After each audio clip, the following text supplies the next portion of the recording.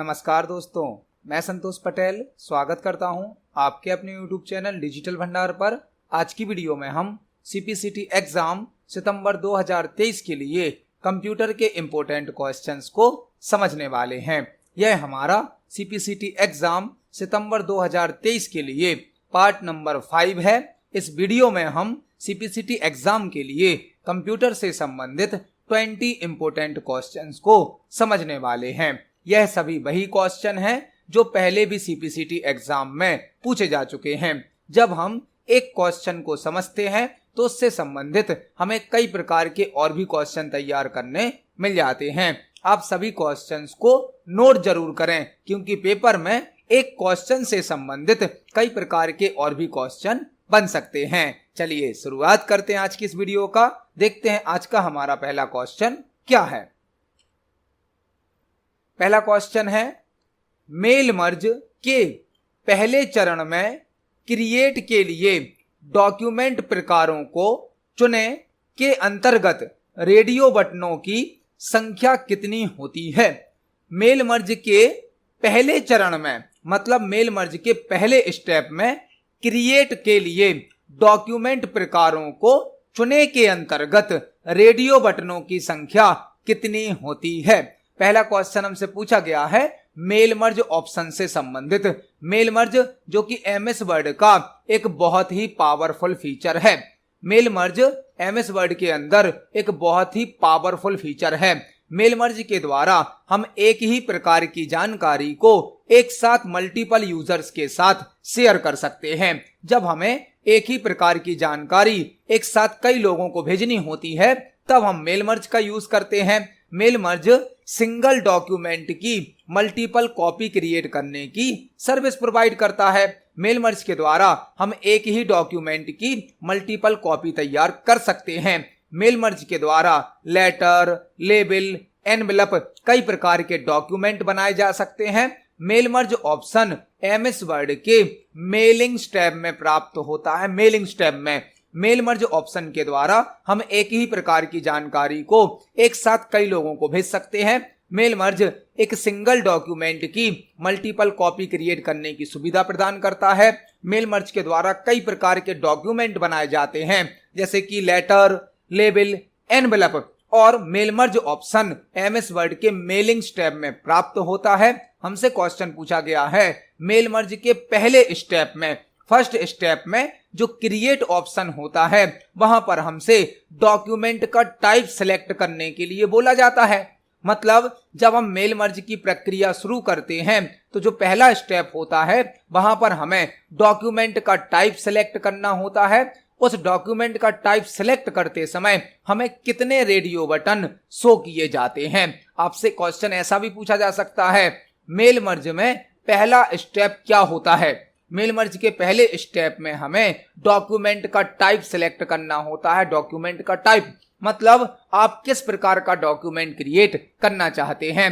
और जब हम डॉक्यूमेंट का टाइप सिलेक्ट करते हैं तो वहां पर 5 टाइप के ऑप्शन होते हैं, 5 प्रकार के रेडियो बटन शो होते हैं। मतलब इस क्वेश्चन का आंसर हो जाएगा ऑप्शन नंबर D 5। इसको हम MS वर्ड पर प्रैक्टिकली देख सकते हैं। चलते हैं MS वर्ड पर। MS वर्ड में एक मेलिंग स्टेप होता है। मेलिंग स्टेप से हम मेल मर्ज की कंप्लीट प्रोसेस यूज कर सकते हैं। यहां पर हमें सबसे पहले स्टार्ट मेल मर्ज पर क्लिक करना होता है। यहां पर भी हमें डॉक्यूमेंट के टाइप दिए जाते हैं। डॉक्यूमेंट के टाइप 5 टाइप होते हैं। क्वेश्चन में हमसे बोला गया था डॉक्यूमेंट का टाइप सिलेक्ट करते समय जो मेल मर्ज का पहला स्टेप होता है वहां पर कितने रेडियो बटन होते हैं। उसके लिए हम मेल मर्ज को स्टेप बाय स्टेप विजार्ड से ओपन करेंगे। स्टेप बाय स्टेप विजार्ड से जैसे ही हम स्टेप बाय स्टेप विजार्ड को ऑन करेंगे तो हमसे बोला जाता है सिलेक्ट डॉक्यूमेंट टाइप। मतलब आपको किस टाइप का डॉक्यूमेंट बनाना है यह आपको सिलेक्ट करना होता है। आप देख सकते हैं यहाँ पर 5 प्रकार के हमें रेडियो बटन दिए गए हैं। रेडियो बटन मतलब एक सर्किल बटन होता है जो मल्टीपल में से हम केवल एक सिलेक्ट कर सकते हैं। यहाँ पर डॉक्यूमेंट के टाइप होते हैं लेटर, लेबल, एनवलप, डायरेक्टरी और ईमेल मैसेज। तो आप किस प्रकार का डॉक्यूमेंट बनाना चाहते हैं यह हमें पहले स्टेप में सेलेक्ट करना होता है, जिसमें टोटल 5 रेडियो बटन शो किए जाते हैं। तो इस क्वेश्चन का आंसर हो जाएगा ऑप्शन नंबर डी 5। देखते हैं हमारे नेक्स्ट क्वेश्चन को। नेक्स्ट क्वेश्चन है, लाइनेक्स में नई फाइल बनाने के लिए निम्न में से कौन से कमांड का उपयोग किया जाता है? लाइनेक्स में नई फाइल बनाने के लिए निम्न में से कौन से कमांड का उपयोग किया जाता है? यह क्वेश्चन लाइनेक्स ऑपरेटिंग सिस्टम से पूछा गया है कि लाइनेक्स ऑपरेटिंग सिस्टम में यदि हमें एक न्यू फाइल क्रिएट करनी है तो हम कौन सी कमांड का उपयोग कर सकते हैं। ऑप्शन नंबर ए है catch command, option number B है cd command, option number C है mb कमांड और ऑप्शन नंबर डी है कैट कमांड, इको कमांड और टच कमांड। यहां पर आपको एक साथ 5-6 क्वेश्चन तैयार करने मिलेंगे। लाइनेक्स क्या है? लाइनेक्स एक ऑपरेटिंग सिस्टम है। लाइनेक्स एक सिस्टम सॉफ्टवेयर का एग्जाम्पल है, सिस्टम सॉफ्टवेयर का। लाइनेक्स एक ऑपरेटिंग सिस्टम है, लाइनेक्स एक सिस्टम सॉफ्टवेयर का एग्जाम्पल है, लाइनेक्स एक फ्री ऑपरेटिंग सिस्टम है, लाइनेक्स एक ओपन सोर्स ऑपरेटिंग सिस्टम है। लाइनेक्स को लिनस टोरवाल्ड्स के द्वारा 1991 में बनाया गया था। तो लाइनेक्स एक ऑपरेटिंग सिस्टम है, लाइनेक्स एक सिस्टम सॉफ्टवेयर है, लाइनेक्स एक फ्री सॉफ्टवेयर है, लाइनेक्स एक ओपन सोर्स सॉफ्टवेयर है और लाइनेक्स को लिनस टोरवाल्ड्स के द्वारा 1991 में बनाया गया था। लाइनेक्स में नई फाइल बनाने के लिए कई प्रकार की कमांड यूज की जाती हैं, जैसे कि cat command, echo command, touch command. Multiple command से हम लाइनेक्स में नई फाइल क्रिएट कर सकते हैं। तो इस क्वेश्चन का आंसर हो जाएगा ऑप्शन नंबर डी। लाइनेक्स में नई फाइल को बनाने के लिए हम कैट कमांड का, इको कमांड का और टच कमांड का यूज कर सकते हैं। इस क्वेश्चन का आंसर हो जाएगा ऑप्शन नंबर डी। देखते हैं हमारे नेक्स्ट क्वेश्चन को।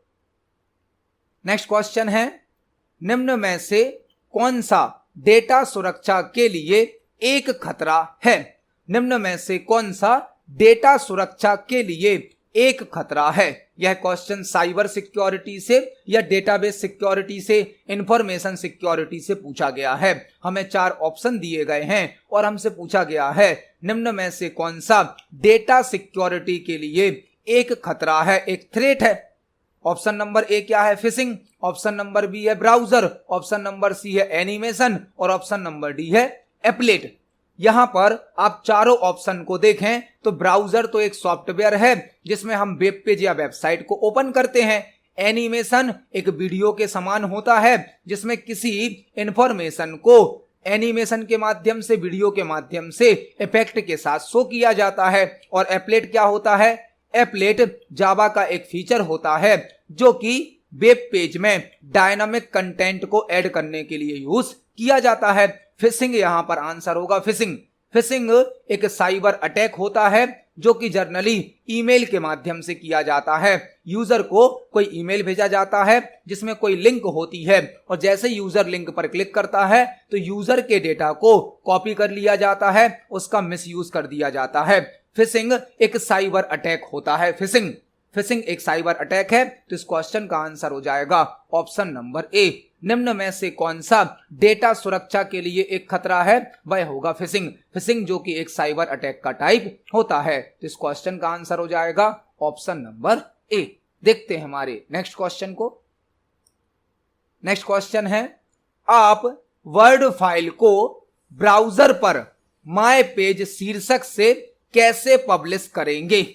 आप वर्ड फाइल को ब्राउजर पर माय पेज शीर्षक से कैसे पब्लिश करेंगे? हमसे क्वेश्चन पूछा गया है जो कि एमएस वर्ड से पूछा गया है। आप वर्ड फाइल को, मतलब एमएस वर्ड की फाइल को ब्राउजर पर माय पेज शीर्षक से कैसे पब्लिश करेंगे? हमसे एक क्वेश्चन पूछा गया है एमएस वर्ड का कि यदि एमएस वर्ड की फाइल को हमें वेब ब्राउजर में खोलना है और किस टाइटल के साथ खोलना है? माय पेज टाइटल के साथ, तो हमें कौन सी प्रोसेस यूज करनी होगी? आप एमएस वर्ड में जब कोई फाइल बनाते हो, आपने देखा होगा एमएस वर्ड का जो डिफॉल्ट एक्सटेंशन होता है वह होता है .docx। एमएस वर्ड में जो भी फाइल बनती है उसे डॉक्यूमेंट कहा जाता है और एमएस वर्ड की फाइल का एक्सटेंशन क्या होता है बाय डिफॉल्ट, .docx। इसके अलावा एमएस वर्ड हमें फाइल को अलग अलग प्रकार के एक्सटेंशन में, अलग अलग प्रकार के फॉर्मेट में सेव करने की सुविधा देता है। तो हमसे क्वेश्चन पूछा गया है, यदि हमें एमएस वर्ड की फाइल को ब्राउजर पर, ब्राउजर मतलब वेब ब्राउजर जिसमें वेब पेज या वेबसाइट को ओपन किया जाता है, वेब ब्राउजर में वेब पेज या वेबसाइट ओपन होती है, तो आपको यदि एमएस वर्ड की फाइल को वेब ब्राउजर में माय पेज टाइटल के साथ शो करना है, ओपन करना है, पब्लिश करना है, तो आप कौन सी प्रोसेस यूज करेंगे? यहां पर आपको ध्यान रखना है, आप एमएस वर्ड में फाइल बनाएंगे तो एक्सटेंशन क्या होगा, .docx। लेकिन वेब ब्राउजर पर क्या खुलता है? वेब ब्राउजर पर खुलता है वेब पेज या वेबसाइट। तो आपको ध्यान रखना है, हमें फाइल बनानी तो एमएस वर्ड में है, लेकिन उसको सेव किस रूप में करना है? एक वेब पेज के रूप में सेव कर देना है, तभी तो वह कहां ओपन होगी? वेब ब्राउजर में। तो ऑप्शन नंबर ए देखते हैं। ऑप्शन नंबर ए है फाइल को पीएनजी एक्सटेंशन के रूप में सहेजें, मतलब फाइल को पीएनजी एक्सटेंशन के रूप में सेव करें। यह तो गलत है। ऑप्शन नंबर बी क्या है? माय पेज के नाम से इंटरनेट पर वर्ड फाइल को अपलोड करें। यह भी गलत है। माय पेज के नाम से इंटरनेट पर वर्ड फाइल को अपलोड करें, वह तो .doc एक्सटेंशन में अपलोड होगी। ऑप्शन नंबर सी क्या है? फाइल मेन्यू पर क्लिक करें, सेव एज को सिलेक्ट करें, सेव एज टाइप में वेब पेज चुनें और फाइल का नाम दर्ज करें, फाइल को सेव करें। यह हमारा आंसर है। हमने एमएस वर्ड में फाइल तो बना ली, उस फाइल को जब सेव करेंगे तो फाइल मेन्यू पर क्लिक करेंगे, सेव एज पर क्लिक करेंगे और सेव एज टाइप में क्या सिलेक्ट कर देंगे हम? Web page. मतलब हमारी जो एमएस वर्ड की फाइल थी जो कि बाय डिफॉल्ट सेव थी किस एक्सटेंशन में? .docx में, उसका एक्सटेंशन बदलकर हो जाएगा वेब पेज का एक्सटेंशन। और जनरली वेब पेज का एक्सटेंशन क्या होता है? .html। और जब उसका एक्सटेंशन .html हो जाएगा वह फाइल हमारी वेब ब्राउजर में ओपन हो जाएगी। इस क्वेश्चन का आंसर हो जाएगा option number C. MS Word की फाइल को यदि हमें वेब ब्राउजर में माय पेज शीर्षक के साथ पब्लिश करना है तो हम फाइल को सेव करते समय वेब पेज सिलेक्ट करेंगे और उस फाइल को ब्राउजर में ओपन कर सकते हैं। इसको हम प्रैक्टिकली देख सकते हैं एमएस वर्ड पर। यह हमारी एमएस वर्ड की फाइल है। यदि हम इस फाइल को सेव करेंगे तो बाय डिफॉल्ट यह .docx एक्सटेंशन में सेव होगी, लेकिन हमें इस फाइल को वेब ब्राउजर में ओपन करना है। तो जब हम फाइल को सेव करेंगे तो हमें फाइल मेन्यू पर क्लिक करना है, सेव या सेव एस पर क्लिक करना है और हमें यहां पर बताना होता है फाइल को कहां सेव करना। तो फॉर एग्जांपल हम डेस्कटॉप पर सेव करेंगे। बाय डिफॉल्ट हमारी फाइल वर्ड डॉक्यूमेंट के रूप में सेव होती है, इसको बदलकर हम कर देंगे वेब पेज। यदि हम यहां पर वेब पेज सेलेक्ट कर देंगे तो अब हमारी फाइल .docx एक्सटेंशन में सेव नहीं होगी, वेब पेज के रूप में सेव होगी। और जब इस फाइल को हम खोलेंगे तो यह हमें वेब ब्राउजर में ओपन करके दिखाई जाएगी। आपसे यही क्वेश्चन इस प्रकार भी पूछा जा सकता है कि एमएस वर्ड की फाइल को पीडीएफ में कैसे बदला जाता है या पीडीएफ के रूप में कैसे सेव किया जाता है। बाय डिफॉल्ट तो सेव होती है फाइल वर्ड डॉक्यूमेंट के रूप में। आप यदि यहां पर क्या सिलेक्ट कर देंगे? पीडीएफ, तो आपकी फाइल पीडीएफ में बन जाएगी। आप वेब पेज सिलेक्ट करेंगे तो फाइल का वेब पेज बन जाएगा। यह हमसे क्वेश्चन में पूछा गया था। तो इस क्वेश्चन का आंसर हो जाएगा हमारा ऑप्शन नंबर सी। देखते हैं हमारे नेक्स्ट क्वेश्चन को। नेक्स्ट क्वेश्चन है, निम्न विकल्पों में से सुपर स्क्रिप्ट के लिए शॉर्टकट क्या है? निम्न विकल्पों में से सुपर स्क्रिप्ट के लिए शॉर्टकट क्या है? हमसे एक शॉर्टकट की पूछी गई है। सुपर स्क्रिप्ट ऑप्शन की शॉर्टकट की क्या होती है? यह क्वेश्चन भी एमएस वर्ड से पूछा गया है। यहां पर आपको एक साथ 5-6 क्वेश्चन तैयार करने मिलेंगे। आपको क्वेश्चन में पूछा गया है सुपर स्क्रिप्ट के लिए शॉर्टकट की क्या होती है। आपको सुपर स्क्रिप्ट और सब स्क्रिप्ट दो ऑप्शन एक साथ समझने हैं। एक होता है सब स्क्रिप्ट, एक होता है सुपर स्क्रिप्ट। एक होता है सब स्क्रिप्ट, एक होता है सुपर स्क्रिप्ट। सब स्क्रिप्ट क्या होता है? जब हम कोई टेक्स्ट लिखते हैं तो उस टेक्स्ट से थोड़ा सा नीचे लिखने के लिए हम सब स्क्रिप्ट का यूज करते हैं। जैसे कि हमने लिखा CO2, तो आप देखेंगे C और O तो नॉर्मल लिखा गया है, 2 को थोड़ा सा नीचे लिखा गया है। यह कहलाता है सब स्क्रिप्ट। सब स्क्रिप्ट मतलब टेक्स्ट को नॉर्मल टेक्स्ट से नीचे लिखना। वह कहलाता सबस्क्रिप्ट।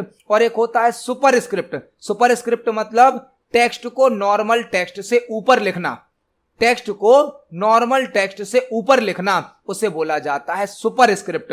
मतलब सबस्क्रिप्ट के द्वारा किसी टेक्स्ट को नॉर्मल टेक्स्ट से थोड़ा नीचे लिखा जाता है और सुपरस्क्रिप्ट के द्वारा किसी टेक्स्ट को नॉर्मल टेक्स्ट से थोड़ा सा ऊपर लिखा जाता है।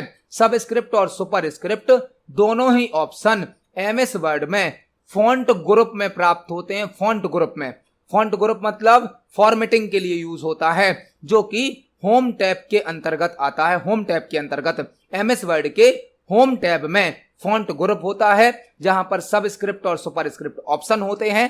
सबस्क्रिप्ट के द्वारा नॉर्मल टेक्स्ट से टेक्स्ट को नीचे लिखा जाता है और सुपरस्क्रिप्ट के द्वारा नॉर्मल टेक्स्ट से टेक्स्ट को ऊपर लिखा जाता है।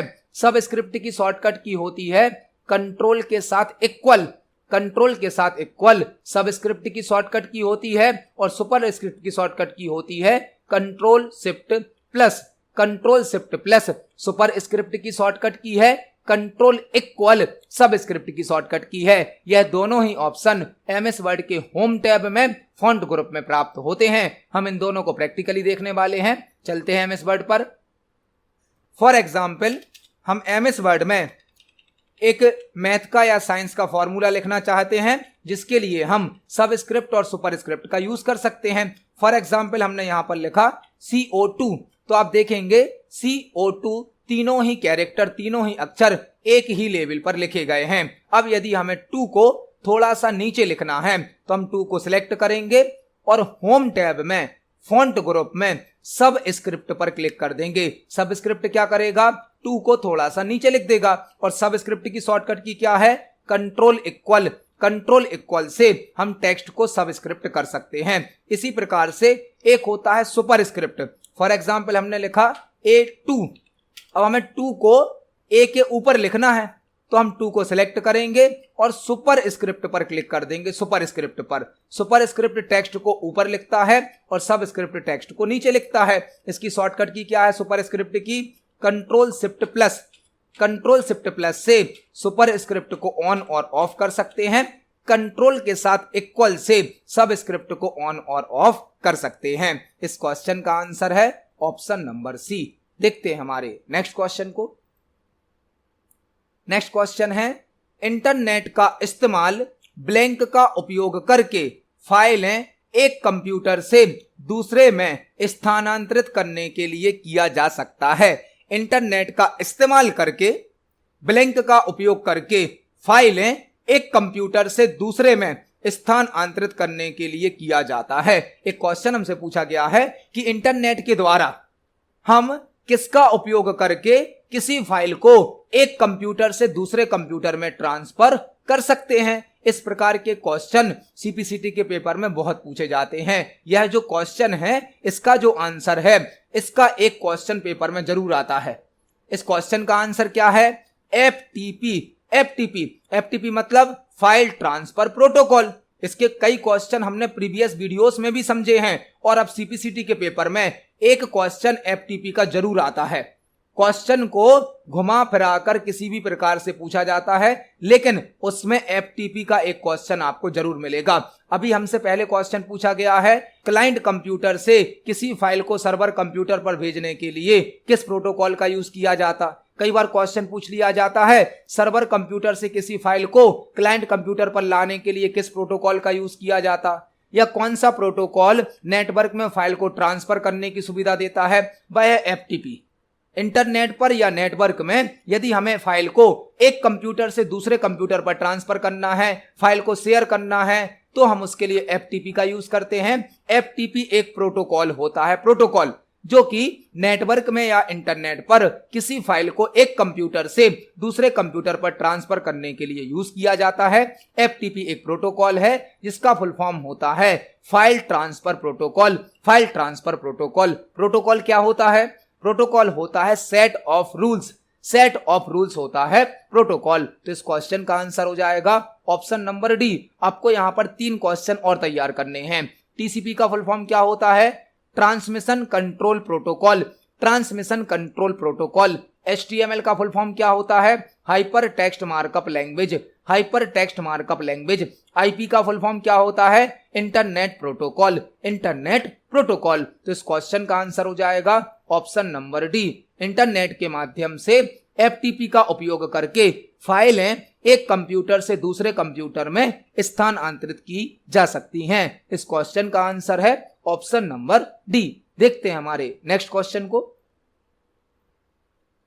नेक्स्ट क्वेश्चन है, विंडोज में हाइबरनेट से क्या तात्पर्य है? विंडोज में हाइबरनेट से क्या तात्पर्य है? विंडोज ऑपरेटिंग सिस्टम से क्वेश्चन पूछा गया है कि विंडोज में हाइबरनेट से क्या तात्पर्य है।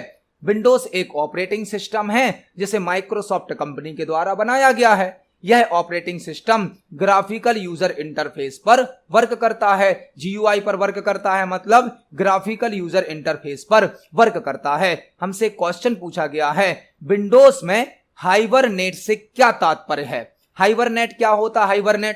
हाइबरनेट एक ऐसा फीचर है जो आपके कंप्यूटर पर करंट टाइम पर जो भी फाइल ओपन है, जो भी डॉक्यूमेंट ओपन है, उनको सेकेंडरी मेमोरी में सेव करता है और आपके कंप्यूटर सिस्टम को ऑफ कर देता है, बंद कर देता है। और जब आप दोबारा कंप्यूटर को स्टार्ट करेंगे तो आपका कंप्यूटर उसी स्टेट में ओपन होगा जिस स्टेट में आपने कंप्यूटर को ऑफ किया था। मतलब यदि आप नॉर्मली अपने कंप्यूटर पर एक फाइल ओपन करें हैं और आप कंप्यूटर को बंद कर देंगे तो आपकी जो फाइल ओपन होगी, यदि आप उसे सेव नहीं करेंगे तो वह फाइल आपके कंप्यूटर से हट जाएगी, क्योंकि वह फाइल जब ओपन थी, आपने कंप्यूटर बंद किया, आपने उस फाइल को सेव तो किया नहीं, तो वह फाइल क्या हो जाएगी? आपके कंप्यूटर से हट जाएगी। लेकिन यदि आप कंप्यूटर को डायरेक्ट बंद ना करके हाइबरनेट से बंद करेंगे तो क्या होगा? जो भी फाइल, जो भी डॉक्यूमेंट आपके कंप्यूटर पर ओपन था, वह पहले सेकेंडरी मेमोरी में सेव होगा, उसके बाद आपका कंप्यूटर बंद होगा। अब जैसे ही आप कंप्यूटर को ऑन करेंगे तो आपका कंप्यूटर वहीं से ओपन होगा जो फाइल आपने ओपन करके कंप्यूटर को बंद किया था। यह होता है हाइबरनेट। मतलब हाइबरनेट करता क्या है? आपके कंप्यूटर पर जितनी भी फाइल, फोल्डर, जो भी डॉक्यूमेंट अभी ओपन है, पहले उनको सेकेंडरी मेमोरी में सेव करेगा और जैसे ही कंप्यूटर ऑन होगा तो वापस उन्हें वहीं से ओपन भी कर देगा। यह कहलाता है हाइबरनेट। इसे आप कंट्रोल पैनल में सेटिंग्स के माध्यम से ऑन भी कर सकते हैं। ऑप्शन में क्या क्या दिया गया हमें? कंप्यूटर को सेफ मोड में रीस्टार्ट करना। कंप्यूटर को सेफ मोड में रीस्टार्ट करना तो नहीं है हाइबरनेट। ऑप्शन नंबर बी क्या है?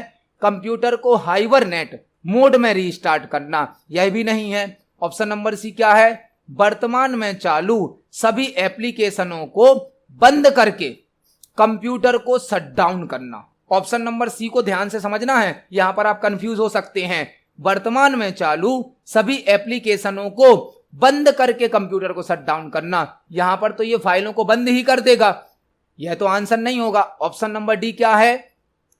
वह पावर ऑफ मोड जिसमें कंप्यूटर पर सबसे अंत में किया गया काम सुरक्षित रहता है, यह है हमारा आंसर।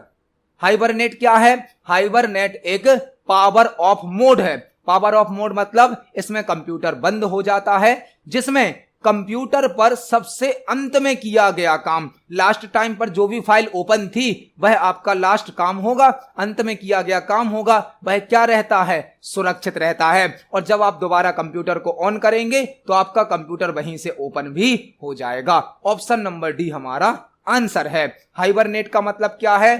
कंप्यूटर पर जो भी टास्क अभी परफॉर्म हो रहा है उसे सेव किया जाएगा और जैसे ही कंप्यूटर दोबारा ऑन होगा तो वही डॉक्यूमेंट, वही फाइल आपको ओपन करके दे दिया जाता है। यह होता है हाइबरनेट। तो इस क्वेश्चन का आंसर हो जाएगा ऑप्शन नंबर डी। देखते हैं हमारे नेक्स्ट क्वेश्चन को। नेक्स्ट क्वेश्चन है, एमएस एक्सेल के ब्लैंक में एक या अधिक वर्कशीट्स होती हैं। एमएस एक्सेल के ब्लैंक में एक या अधिक वर्कशीट होती हैं। एक क्वेश्चन हमसे पूछा गया है एमएस एक्सेल से, एमएस एक्सेल के ब्लैंक में एक या अधिक वर्कशीट होती हैं। एमएस एक्सेल क्या है? एमएस एक्सेल एक स्प्रेडशीट सॉफ्टवेयर है। स्प्रेडशीट सॉफ्टवेयर है जो कि डेटा को रो और कॉलम में अरेंज करने की सुविधा प्रदान करता है। यदि हमें डेटा को रो और कॉलम में अरेंज करना है तो हम एमएस एक्सेल का यूज करेंगे। एमएस एक्सेल एक स्प्रेडशीट सॉफ्टवेयर होता है। एमएस एक्सेल में जो फाइल क्रिएट होती है फाइल, उसे वर्कबुक कहा जाता है। वर्कबुक, एमएस एक्सेल में बनने वाली फाइल को वर्कबुक कहा जाता है, जिसका डिफॉल्ट नेम मतलब ऑटोमेटिक नेम होता है बुक वन। आपसे पूछा जा सकता है एक्सेल में क्रिएट होने वाली फाइल को क्या कहा जाता है, तो एक्सेल में क्रिएट होने वाली फाइल को वर्कबुक कहा जाता है, जिसका डिफॉल्ट नेम क्या होता है, बुक वन। अब एक्सेल की फाइल तो हो गई वर्कबुक, एक्सेल के अंदर जो पेज होता है उसे कहा जाता है वर्कशीट। एक्सेल में जो पेज दिया जाता है उसे कहा जाता है वर्कशीट, जिसका डिफॉल्ट नेम होता है शीट वन। एमएस एक्सेल के पेज को वर्कशीट कहा जाता है या शीट कहा जाता है, और बाय डिफॉल्ट इसका नाम क्या होता है, शीट वन। एमएस एक्सेल की एक वर्कबुक में, वर्कबुक मतलब फाइल में, बाय डिफॉल्ट एक वर्कशीट ही दी जाती है। आपसे क्वेश्चन पूछा जा सकता है एमएस एक्सेल की एक वर्कबुक में बाय डिफॉल्ट कितनी वर्कशीट होती हैं, तो एमएस एक्सेल की वर्कबुक में बाय डिफॉल्ट एक शीट होती है, जिसका नाम होता है शीट वन। पेज को कहा जाता है वर्कशीट, फाइल को कहा जाता है वर्कबुक, और एक वर्कबुक एक या एक से अधिक वर्कशीट से मिलकर बनी होती है। मतलब इस क्वेश्चन का आंसर हो जाएगा option number B, workbook. MS Excel के वर्कबुक में एक या अधिक वर्कशीट होती हैं। वर्कबुक मतलब एक्सेल की फाइल, जिसका डिफॉल्ट नेम होता है बुक वन, और एक वर्कबुक में या तो एक वर्कशीट होगी या मल्टीपल वर्कशीट होगी। वर्कशीट मतलब क्या है, एक्सेल का पेज, जिसका बाय डिफॉल्ट नाम क्या होता है, शीट वन, और बाय डिफॉल्ट एक वर्कबुक में एक ही वर्कशीट हमें दी जाती है। इसको हम एक्सेल पर प्रैक्टिकली देख सकते हैं। यह हमारा एमएस एक्सेल सॉफ्टवेयर है, जिसमें हमने एक फाइल बनाई है। फाइल का डिफॉल्ट नेम क्या होता है, बुक वन। फाइल को कहा जाता है वर्कबुक और डिफॉल्ट नेम क्या होता है, बुक वन। इसके अंदर हमें एक वर्कशीट दी गई है, जिसका डिफॉल्ट नेम होता है शीट वन। बाय डिफॉल्ट एक वर्कशीट होती है, इसके अलावा हम मल्टीपल वर्कशीट को ऐड कर सकते हैं। तो वर्कबुक एक या एक से अधिक वर्कशीट का कलेक्शन होती है। इस क्वेश्चन का आंसर हो जाएगा ऑप्शन नंबर बी। देखते हैं हमारे नेक्स्ट क्वेश्चन को। नेक्स्ट क्वेश्चन है, डॉट मैट्रिक्स प्रिंटर की गति ब्लैंक प्रति सेकंड में मापी जाती है। डॉट मैट्रिक्स प्रिंटर की गति ब्लैंक प्रति सेकंड में मापी जाती है। प्रिंटर से संबंधित एक क्वेश्चन पूछा गया है कि जो डॉट मैट्रिक्स प्रिंटर होता है उसकी स्पीड को ब्लैंक पर सेकंड में मेजर किया जाता है। प्रिंटर से संबंधित क्वेश्चन है। प्रिंटर क्या है, प्रिंटर एक आउटपुट डिवाइस है जो कि हमें हार्ड कॉपी आउटपुट प्रदान करता है। प्रिंटर एक आउटपुट डिवाइस है जो कि हमें हार्ड कॉपी आउटपुट प्रदान करता है। प्रिंटर दो प्रकार के होते हैं, एक होते हैं इम्पैक्ट प्रिंटर, एक होते हैं नॉन इम्पैक्ट प्रिंटर। एक होते हैं इम्पैक्ट प्रिंटर, एक होते हैं non impact printer. Impact printer वो होते हैं जो साउंड अधिक करते हैं, जबकि नॉन इम्पैक्ट प्रिंटर साउंड कम करते हैं, कम साउंड करते हैं।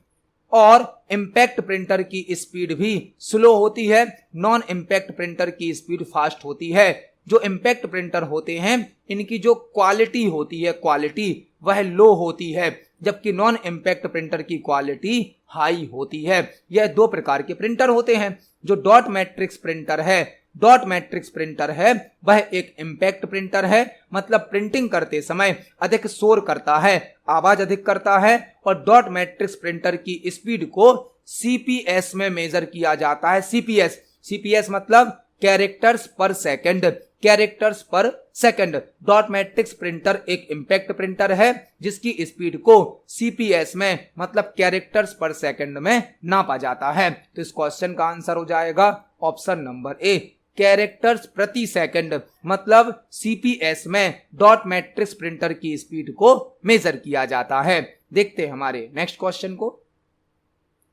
नेक्स्ट क्वेश्चन है, किसी भी प्रकार का कोई काम संपन्न करने के लिए कंप्यूटर प्रोग्राम को दिया गया एक विशिष्ट निर्देश क्या कहलाता है। किसी भी प्रकार का कोई काम संपन्न करने के लिए कंप्यूटर प्रोग्राम को दिया गया एक विशिष्ट निर्देश क्या कहलाता है। हमसे क्वेश्चन पूछा गया है कि यदि हमें कंप्यूटर से कोई भी काम कराना है तो हम कंप्यूटर को जो एक निर्देश देते हैं उसे क्या कहा जाता है। कंप्यूटर सिस्टम पर जब भी हम कोई काम कराते हैं, कोई भी टास्क परफॉर्म कराते हैं, तो वह किसी न किसी सॉफ्टवेयर के द्वारा मतलब प्रोग्राम के द्वारा परफॉर्म किया जाता है। कंप्यूटर सिस्टम पर हार्डवेयर और सॉफ्टवेयर दो कंपोनेंट होते हैं, एक हार्डवेयर और एक सॉफ्टवेयर। हार्डवेयर तो होती हैं कुछ फिजिकल डिवाइस, हार्डवेयर क्या होता है, कुछ फिजिकल डिवाइस, जबकि सॉफ्टवेयर क्या होता है, सॉफ्टवेयर होता है ग्रुप ऑफ इंस्ट्रक्शंस।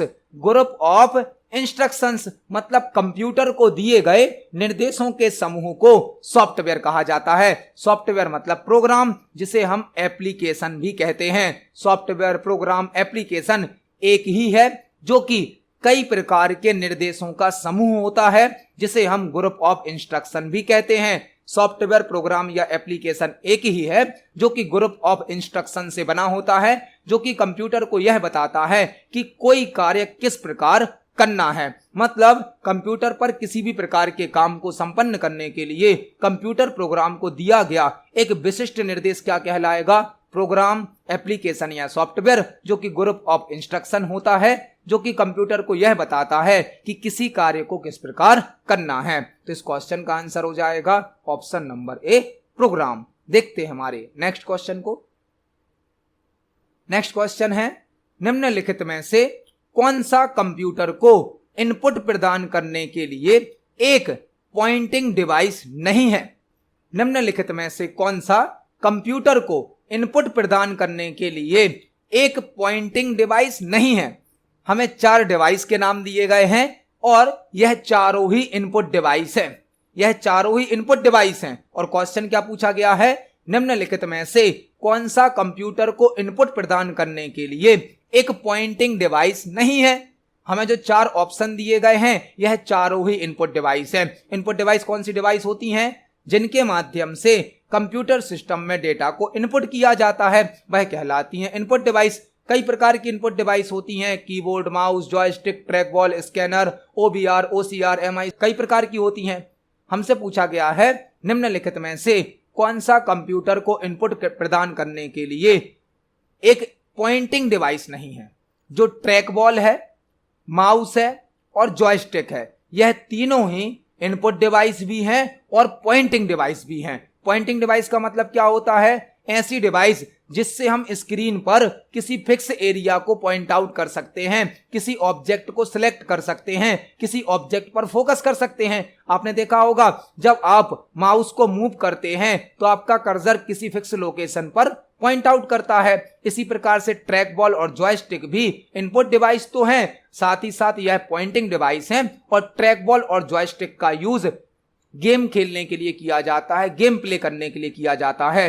तो mouse, track ball, joystick, light pen, यह सभी हमारे पॉइंटिंग डिवाइस हैं, इनपुट डिवाइस हैं। स्कैनर इनपुट डिवाइस तो है लेकिन पॉइंटिंग डिवाइस नहीं है।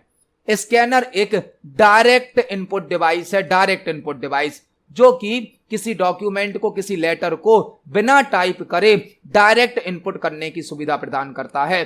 फॉर एग्जाम्पल, आपके पास कोई डॉक्यूमेंट है, कोई डॉक्यूमेंट मतलब पेपर पर प्रिंट है, उसे कहा जाएगा हार्ड कॉपी आउटपुट। अब यदि उस हार्ड कॉपी आउटपुट को सॉफ्ट कॉपी आउटपुट में बदलना है, सॉफ्ट कॉपी मतलब स्क्रीन पर शो करना है, तो आप स्कैनर का यूज कर सकते हैं। स्कैनर एक इनपुट डिवाइस है जो किसी हार्ड कॉपी डॉक्यूमेंट को सॉफ्ट कॉपी में कन्वर्ट कर देता है। तो इस क्वेश्चन का आंसर हो जाएगा ऑप्शन नंबर बी। स्कैनर एक इनपुट डिवाइस तो है लेकिन पॉइंटिंग डिवाइस नहीं है। देखते हैं हमारे नेक्स्ट क्वेश्चन को। नेक्स्ट क्वेश्चन है, मदरबोर्ड क्या होता है। नेक्स्ट क्वेश्चन है, मदरबोर्ड क्या होता है। मदरबोर्ड क्या है, मदरबोर्ड हमारे कंप्यूटर का एक हार्डवेयर पार्ट होता है और मदरबोर्ड सिस्टम यूनिट या कैबिनेट के अंदर लगा होता है। आपके कंप्यूटर के साथ एक मॉनिटर होता है और एक सिस्टम यूनिट होती है, इसे कहा जाता है सिस्टम यूनिट या कैबिनेट। इसके अंदर लगा होता है मदरबोर्ड। मदरबोर्ड में कई प्रकार के स्लॉट होते हैं जिसमें रैम, CPU, कई प्रकार की डिवाइसेस को कनेक्ट किया जाता है। रोम मदरबोर्ड में इनबिल्ट होती है। तो मदरबोर्ड होता क्या है, मदरबोर्ड एक प्रिंटेड सर्किट बोर्ड होता है जो कि हमारे कंप्यूटर का एक हार्डवेयर पार्ट है जो कि सिस्टम यूनिट या कैबिनेट में लगा होता है। मदरबोर्ड में कई प्रकार के स्लॉट होते हैं जिनमें अलग अलग प्रकार की डिवाइस को लगाया जाता है। हमसे पूछा गया है मदरबोर्ड क्या होता है। ऑप्शन नंबर ए क्या है, एक सर्किट बोर्ड जिस पर पेरिफेरल डिवाइस लगे होते हैं। एक सर्किट बोर्ड जिस पर पेरिफेरल डिवाइस लगे होते हैं। ऑप्शन नंबर बी क्या है, सीपीयू चिप के समान। ऑप्शन नंबर सी क्या है, मेमोरी चिप। और ऑप्शन नंबर डी क्या है, वह सर्किट बोर्ड जिसमें सीपीयू और अन्य चिप शामिल होते हैं। तो यहां पर हमसे पूछा गया है मदरबोर्ड क्या है। मदरबोर्ड क्या है, मदरबोर्ड एक हमारे कंप्यूटर का प्रिंटेड सर्किट बोर्ड होता है, हार्डवेयर पार्ट होता है जो कि सिस्टम यूनिट या कैबिनेट के अंदर लगा होता है। मदरबोर्ड में कई प्रकार के स्लॉट होते हैं जिस पर रैम, सीपीयू, कई प्रकार की डिवाइसेस को कनेक्ट किया जाता है।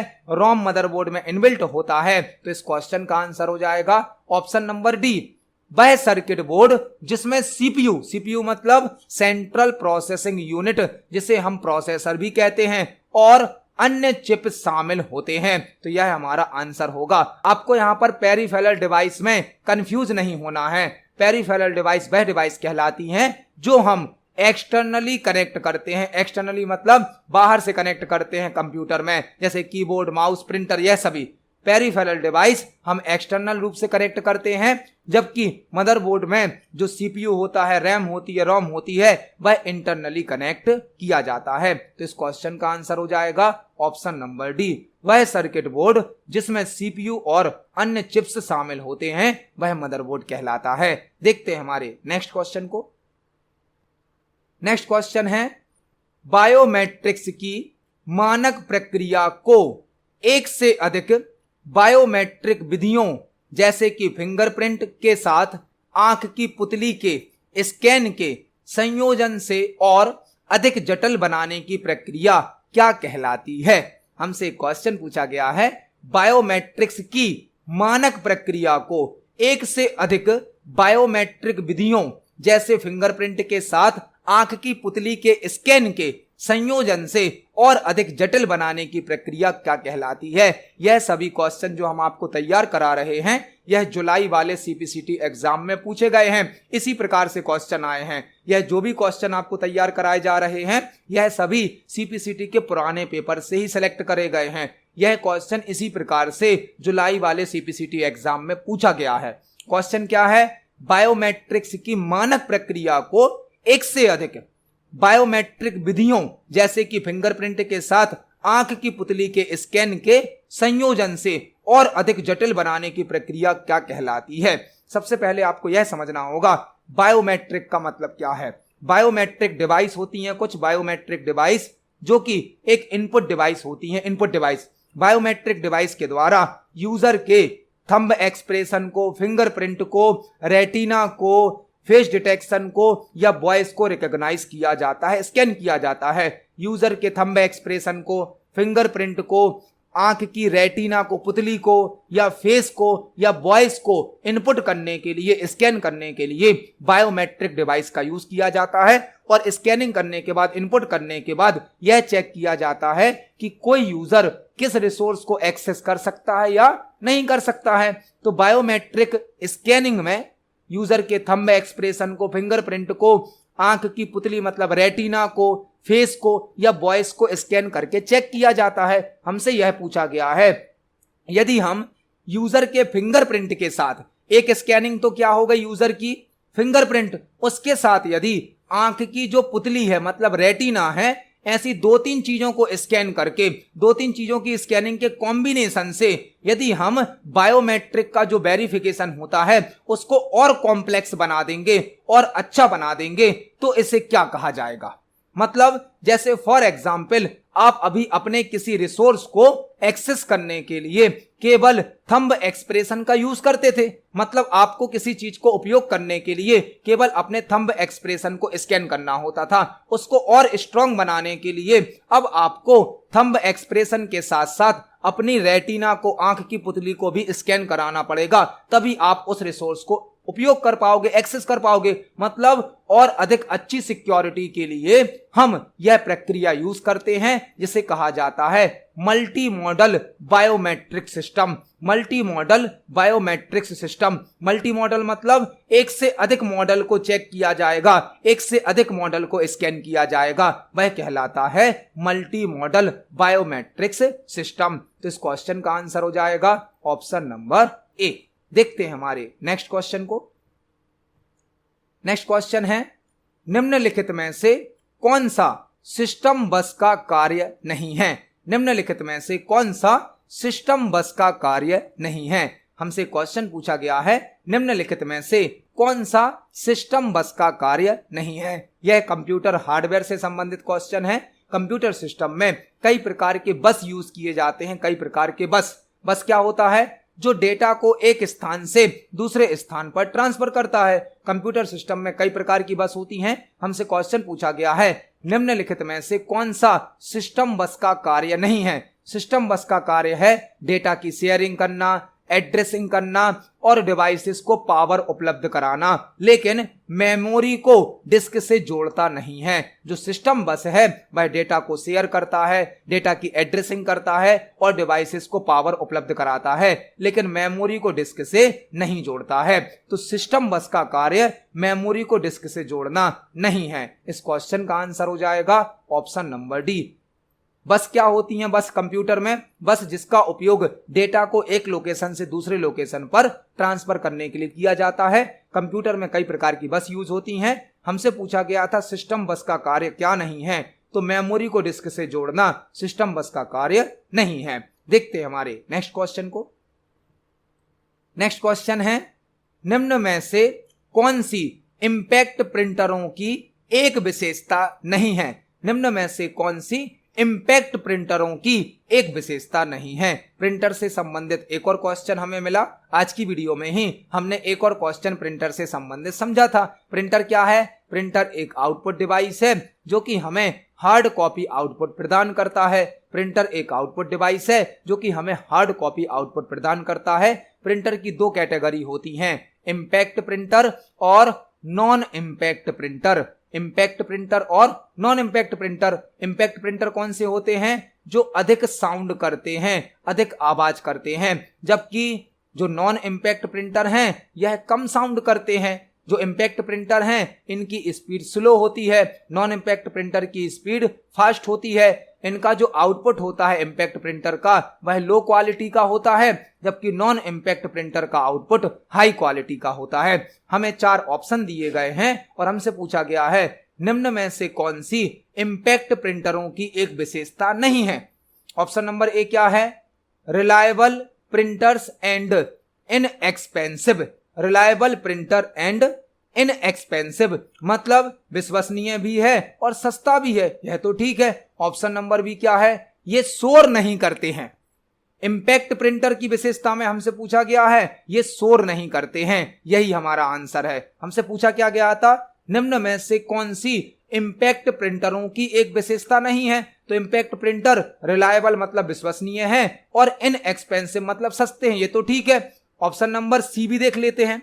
कागज पर लगातार प्रिंट करते हैं, यह भी इंपैक्ट प्रिंटर है क्योंकि इसमें पेपर का एक रोल यूज होता है। जितना प्रिंट आउट निकलता है उतना पेपर कट कर लिया जाता है। ऑप्शन नंबर डी क्या है?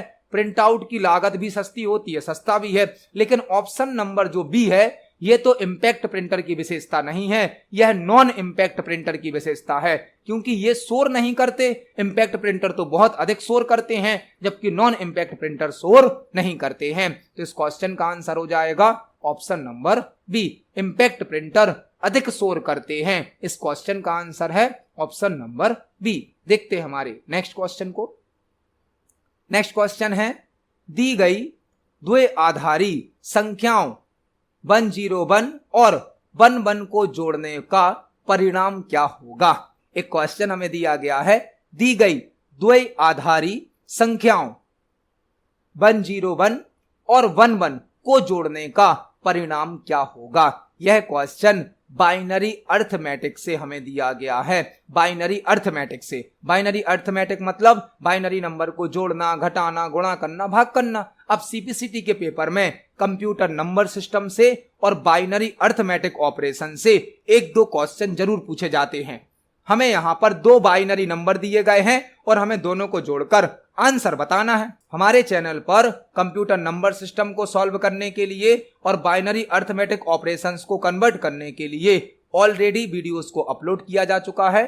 आप इन सभी वीडियोस को सेपरेट वीडियो में भी देख सकते हैं कि हम कैसे कंप्यूटर नंबर सिस्टम को सॉल्व करते हैं, कैसे हम बाइनरी नंबर का एडिशन करते हैं, कैसे बाइनरी नंबर का सब्ट्रैक्शन करते हैं, कैसे मल्टीप्लिकेशन करते हैं, क्योंकि पेपर में एक दो क्वेश्चन अब इन टॉपिक से भी पूछे जाने लगे हैं। यहां पर हमें जो क्वेश्चन दिया गया है इसको सॉल्व करना बहुत ही आसान है।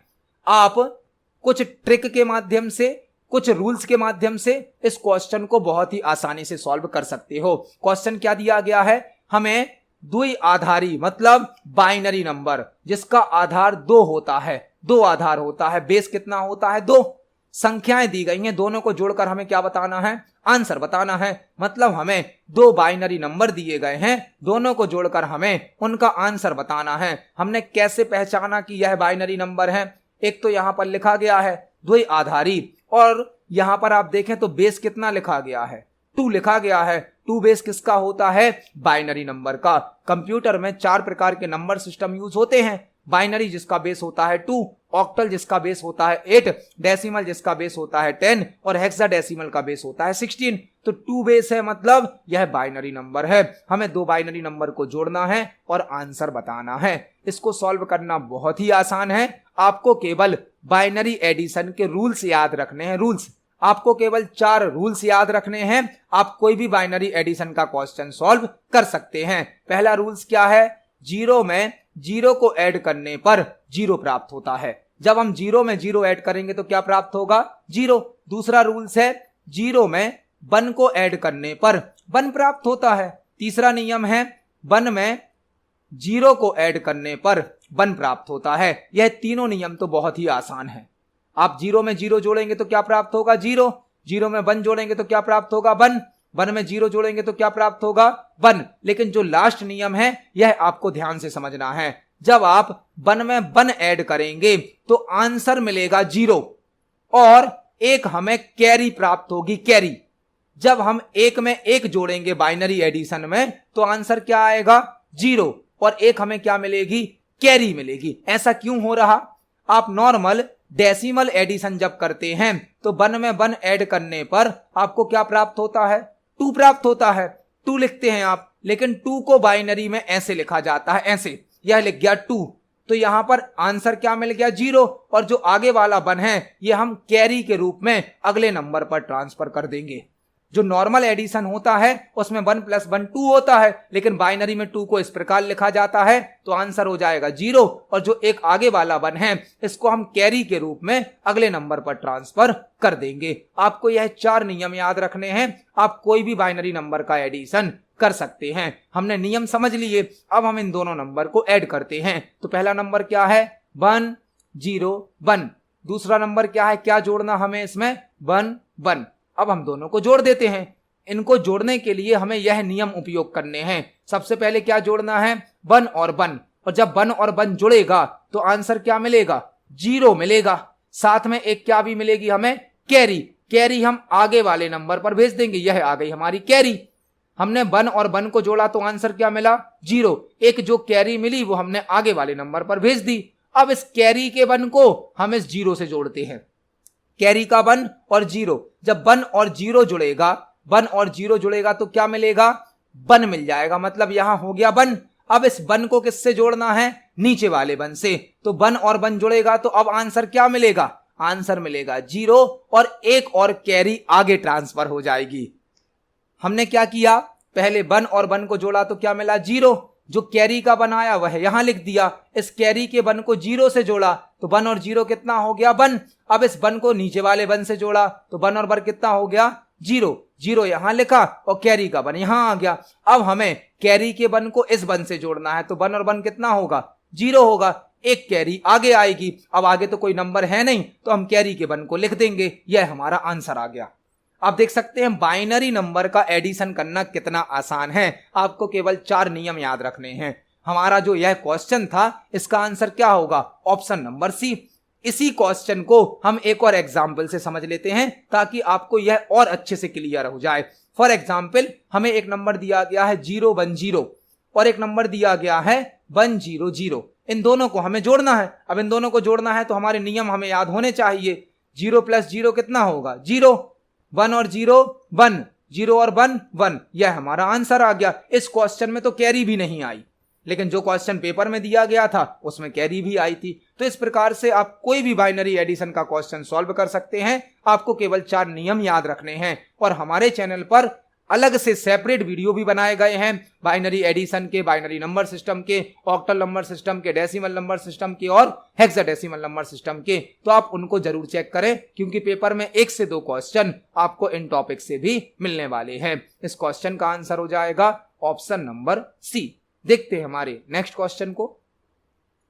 नेक्स्ट क्वेश्चन है कंप्यूटर की स्टोरेज डिवाइस के संदर्भ में एसएसडी का पूर्ण रूप क्या है?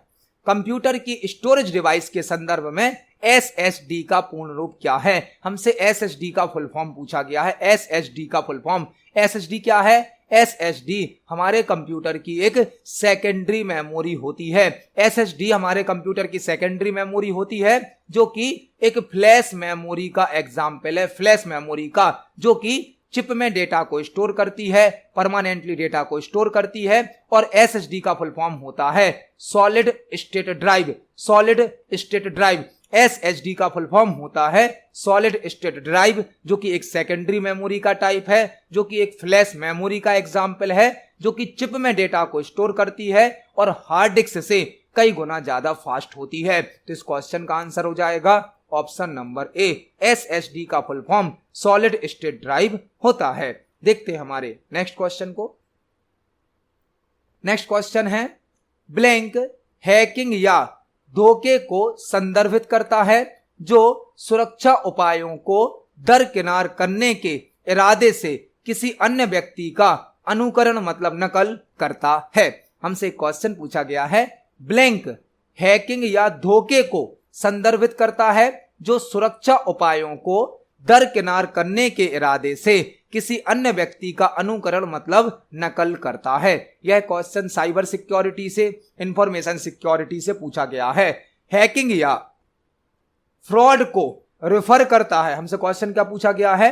हैकिंग या फ्रॉड को रेफर करता है जो सिक्योरिटी टेक्निक को दरकिनार करने के इरादे से, मतलब सिक्योरिटी सिस्टम को हटाने के इरादे से किसी अन्य व्यक्ति का अनुकरण मतलब नकल करता है। आपको यहां पर जो क्वेश्चन दिया गया है यह साइबर सिक्योरिटी या इंफॉर्मेशन सिक्योरिटी से दिया गया है। हमसे पूछा गया है दिए गए ऑप्शन में से कौन सा ऑप्शन ऐसा है जो हैकिंग या फ्रॉड को रेफर करता। हैकिंग या फ्रॉड से रिलेटेड यहां पर है स्पूफ। स्पूफ एक साइबर क्राइम होता है। स्पूफिंग जिसमें हैकर या अटैकर किसी अदर यूजर की आइडेंटिटी का यूज करके किसी को मैसेज करते हैं या किसी प्रकार की इंफॉर्मेशन को प्राप्त करते हैं। हैकिंग में स्पूफिंग नाम का एक अटैक यूज किया जाता है साइबर क्राइम में, जिसमें हैकर या अटैकर किसी अदर यूजर की आइडेंटिटी का यूज करके किसी यूजर की इंफॉर्मेशन को प्राप्त करने की कोशिश करते हैं। वह कहलाता है स्पूफ। स्पूफ हैकिंग या धोखे को संदर्भित करता है जो सुरक्षा उपायों को दरकिनार करने के इरादे से किसी अन्य व्यक्ति का अनुकरण मतलब की नकल करता है। साइबर क्राइम में एक अटैक एक क्राइम होता है स्पूफिंग, जिसके द्वारा हैकर या अटैकर किसी अदर यूजर की आइडेंटिटी का उपयोग करके किसी अदर यूजर को मैसेज करते हैं और उससे कोई इंफॉर्मेशन प्राप्त कर लेते हैं। इस क्वेश्चन का आंसर हो जाएगा ऑप्शन नंबर ए स्पूफ। देखते हैं हमारे नेक्स्ट क्वेश्चन को। नेक्स्ट क्वेश्चन है ब्लैंक एक छोटा सा प्रोग्राम है जो ऑपरेटिंग सिस्टम को खोजने के लिए कंप्यूटर के बूट होने पर शुरू होता है। ब्लैंक एक छोटा सा प्रोग्राम है जो ऑपरेटिंग सिस्टम को खोजने के लिए कंप्यूटर के बूट होने पर शुरू होता है। हमसे क्वेश्चन पूछा गया है कि ब्लैंक एक छोटा सा प्रोग्राम है, स्मॉल साइज का प्रोग्राम है जो ऑपरेटिंग सिस्टम को फाइंड करने के लिए कंप्यूटर के बूट होने पर स्टार्ट होता है। कंप्यूटर के बूट होने का मतलब क्या है? कंप्यूटर के बूट होने का मतलब है कंप्यूटर का ऑन होना। कंप्यूटर का बूट होना मतलब कंप्यूटर का ऑन होना।